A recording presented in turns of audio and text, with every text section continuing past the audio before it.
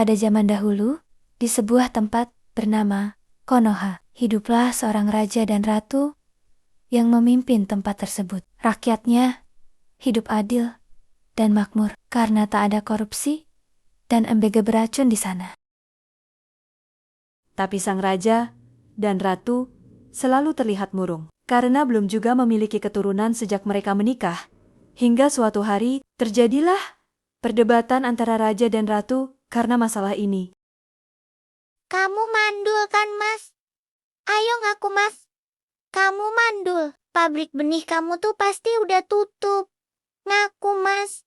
Aku capek. Pasti ini semua gara-gara kamu. Ngaku, Mas. Ngaku kau, Mas. Kamu mandul kan, Mas? Ayo ngaku, Mas. Kamu mandul. Pabrik benih kamu tuh pasti udah tutup. Ngaku, Mas. Aku capek. Pasti ini semua gara-gara kamu. Ngaku, Mas. Ngaku kau, Mas. Sayangku, cintaku, my lop-lop, jangan kayak gini sayang. Kamu jangan mulai deh. Dengar ya, aku aja sama biniku yang pertama. Aku punya anak 15 biji. Udahlah. Cari apa, Mas? Cari apa? Kamu sengaja bahas bini kamu yang pertama itu? Yang bohai itu? Yang sempurna itu? Kamu sengaja kan? Mau bikin aku tambah sedih? Ih. Kamu jahat, Mas. Kita cerai aja. Pasti kamu udah gak cinta sama aku lagi.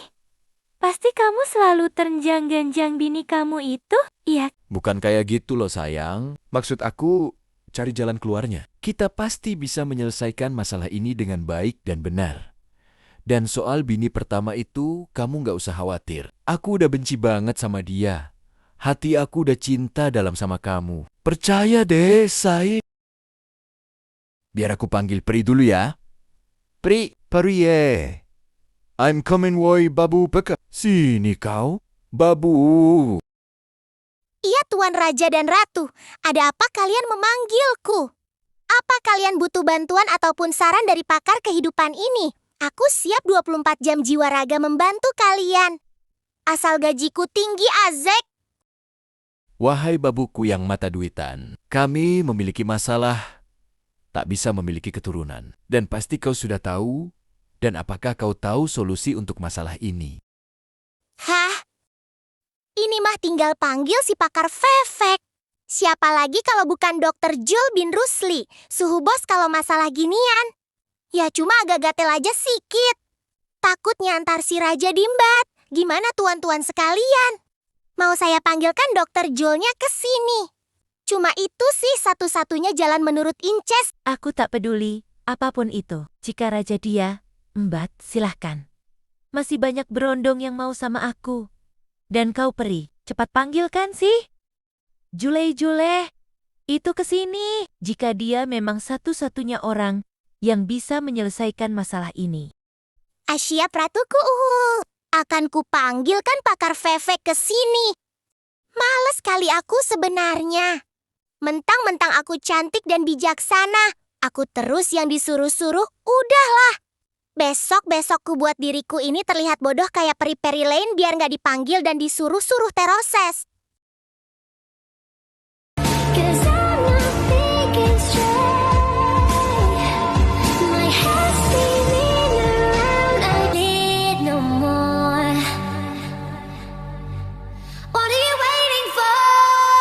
Akhirnya setelah berjam-jam terbang, aku sampai juga di kediaman Dr. Jul.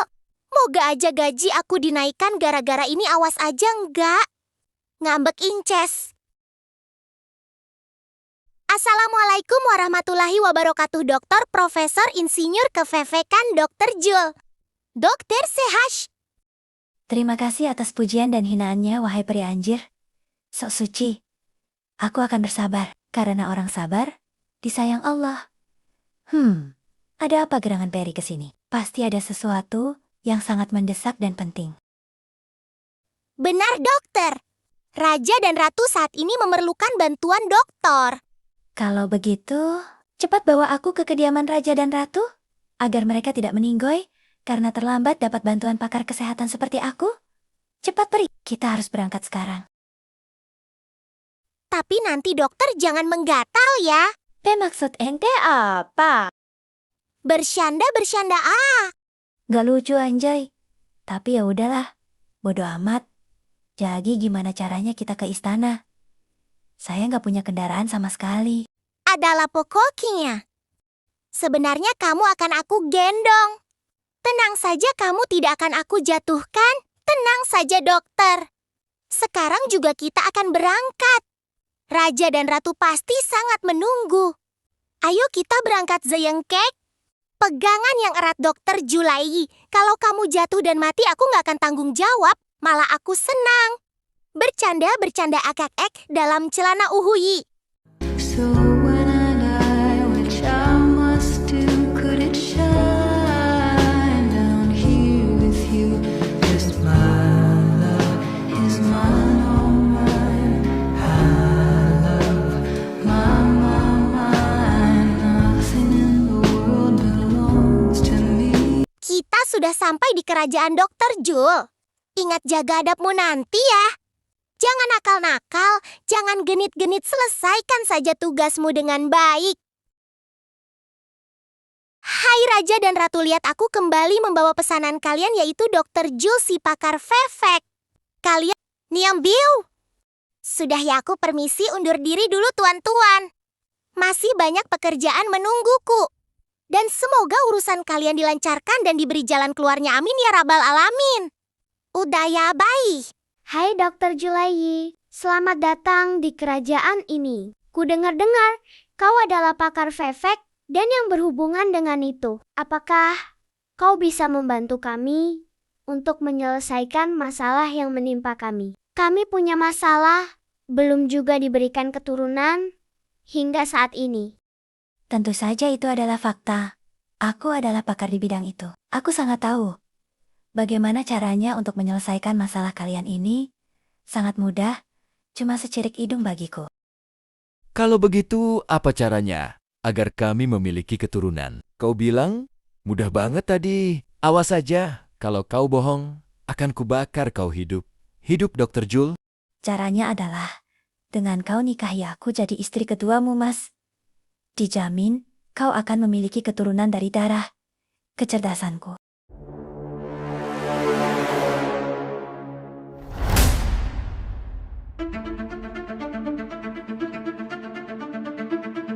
Pala Bapak, kau jadi bini kedua. Di kerajaan ini cukup aku jadi satu-satunya ratu. Gak perlu satu lagi ratu. Apalagi spek-spek gembel kayak kau ini. Nggak ada cara lain selain cara hina ini? Apa nggak ada saran lain dari seorang pakar seperti kau ini? Apakah cuma untuk mendengar? Kan saran konyol ini, kau kupanggil ke sini? Sudahlah, lebih baik kau pergi saja dari sini. Daripada aku nantinya terlanjur emosi dan terpaksa membakar kau hidup-hidup. Cuma bercanda kali. Serius amat hidupmu, pantas gak hamil-hamil. Jaga ucapanmu rakyat jelata. Hele, pakai acara menghina lagi. Taunya kita beda kasta. Kau ratu, aku rakyat. Jadi, mau tahu nggak nih caranya biar kalian punya keturunan? Janji deh, kali ini serius beneran, Enjir. Oh, ke-1. Iya, kami sangat ingin tahu bagaimana caranya agar bisa mendapatkan keturunan. Jadi, tolonglah katakan. Kami mohon, sangat bermohon, wahai Jula yang cantik abadi. Apa-apaan kamu ngomong kayak gitu? Kamu udah mulai terpikat pesona si Jul itu? Mas sadar, Mas. Apa yang udah kamu lakuin? Please, saya ngerti deh. Ini untuk kebaikan kita juga. Emang kamu nggak mau seorang anak? Aku nggak bakal macem-macem kok. Mana mungkin aku bisa terpesona dengan spek-spek OR-Gil kayak dia. Ya udah sih kalau gitu. Gimana caranya? Ini adalah boneka teddy bear ajaib banget. Kalian tahu, boneka ini sangat bestseller bagi pasangan mandul di luar sana seperti kalian. Boneka ini kalian simpan di kamar mandi semalaman dan esok ia akan berubah jadi seorang bayi. Wah, benarkah semudah itu? Sungguh, aku akui kau memang sangat pakar. Kami sangat berbahagia. Kenapa tidak dari kemarin-kemarin kau datang ke sini? Memang sebenarnya semudah itu, kaliannya saja yang kolot. Emang kentut. Ayo berikan padaku.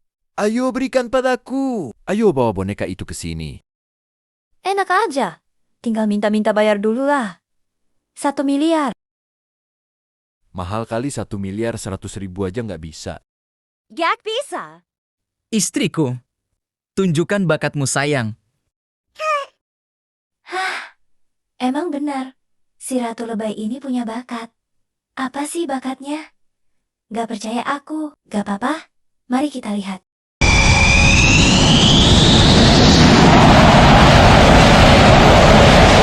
$500 juta tanpa potong pajak. Jauh kali Bahar, ini boneka bukan sembarang boneka. Ya, meski ini boneka bisa berubah jadi babi. Miskin kali kau. Di mana harkat martabatmu menawar segitu tuan? Jagalah ucapan kau itu ya. Asal kau tahu, aku gak pernah korupsi. Gak pernah aku makan uang haram itu. Seharusnya kau bersyukur. Punya ratu seperti aku. Gak sengsaranya hidupmu. Heleh, gak ada itu. Miskin ya miskin aja. Miskin, miskin, miskin, miskin, miskin, hukum, miskin. Ku bayar 1 triliun. Puas? Kau.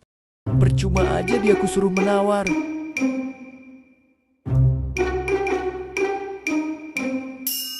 Nah, itu baru. Seorang ratu terhormat. Mantap mah. Gaslah, Cok. Oke, deal, sah. Cepat serahkan duitmu, wahai ratu, yang sangat terhormat. Awas aja, kalau nggak sesuai fakta. Tenang aja, Besti.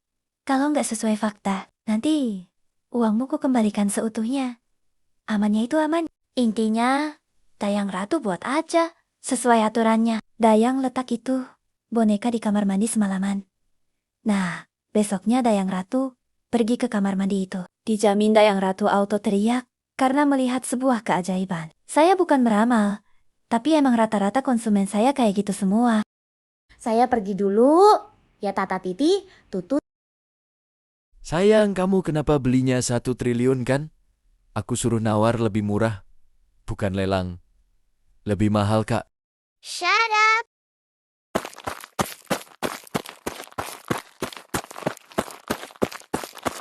Langsung kering rekening Kubah.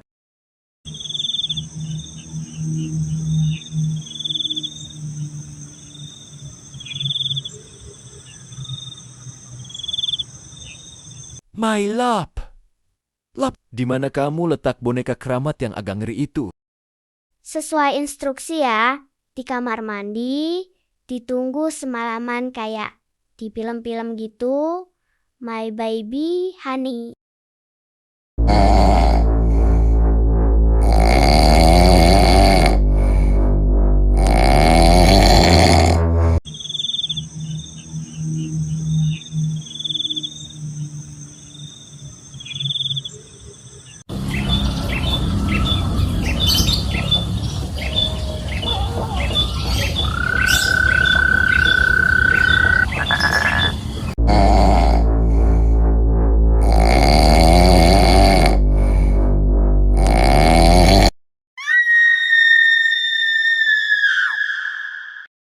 Wah amem, kenapalah bini gue ini? Pagi-pagi dah.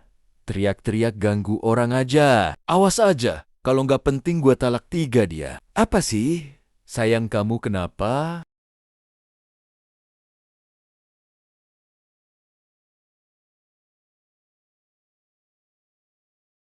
Sayang, ini apa? Sayang, ternyata keajaiban itu benar-benar ada untuk kita. Dokter Julai, itu ternyata tak berbual. Aku benar-benar bahagia. Kau adalah anugerah terindah yang Tuhan titipkan dalam hidup. Kita beri dia nama Cinderella. Anugerah terindah yang Tuhan titipkan dalam hidupku.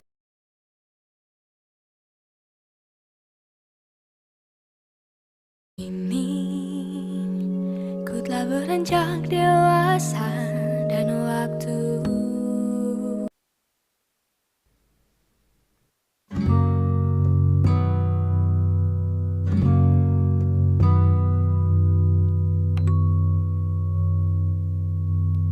kini ku telah beranjak dewasa dan waktu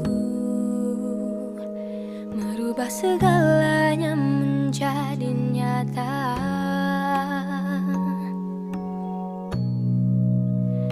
Dan kini semuanya telah berbeda dan aku Sayang, ngapain kamu sama Cinderella main di dalam parit? Ntar kalian berdua sakit loh. Aku juga yang susah. انت سروري انت الزمن انت الحكاية من ذا القدم قلبي يناديك في كل حين حبك يجري كالماء في اللنابي يا 30 tahun kemudian, Raja dan Ratu mulai beranjak tua. Dan Cinderella pun beranjak dewasa. Ratu mulai sakit-sakitan. Makin hari, sakit sang ratu mulai terlihat parah. Hingga pada akhirnya, ia pun menghembuskan nafas terakhirnya. Sayang, kalau suatu saat aku pergi, kamu jaga Cinderella dengan baik ya. Aku sayang banget sama dia. Walaupun dia nggak terlahir dari rahim aku, tapi rasa sayang aku ke dia udah tertanam dalam banget. Dia sangat cantik dan menawan. Dan kamu juga jaga diri kamu baik-baik ya. Aku sayang banget ke kalian. Kamu ngomong apa sih? Yaping mulu perasaan. Kamu akan baik-baik aja. Kamu nggak akan kemana-mana. Aku akan panggilkan dokter terbaik segalaksi Bima Sakti untuk kamu. Kamu akan sembuh. Pokoknya kamu harus sembuh. Makasih ya Mas, kamu udah nemenin dan bahagiain aku selama ini. Aku sayang banget sama kamu. Kesatu, love you Mas. Sayang bangun, sayang jangan tinggalkan aku. Sayang bangun, jangan tinggalkan aku. Nanti Cinderella sama siapa? Kalau kamu bangun bakal aku kabulkan semua permintaan kamu. Sayang bangun please.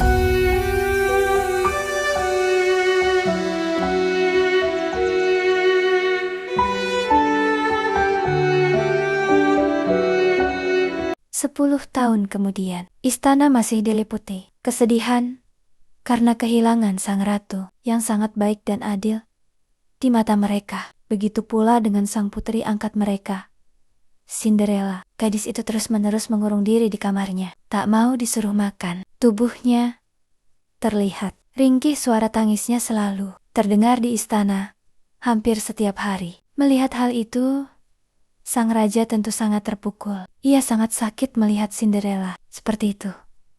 Dan akhirnya sang raja memutuskan untuk menikah lagi, memberikan ibu baru bagi Cinderella, agar putrinya itu tak kesepian lagi.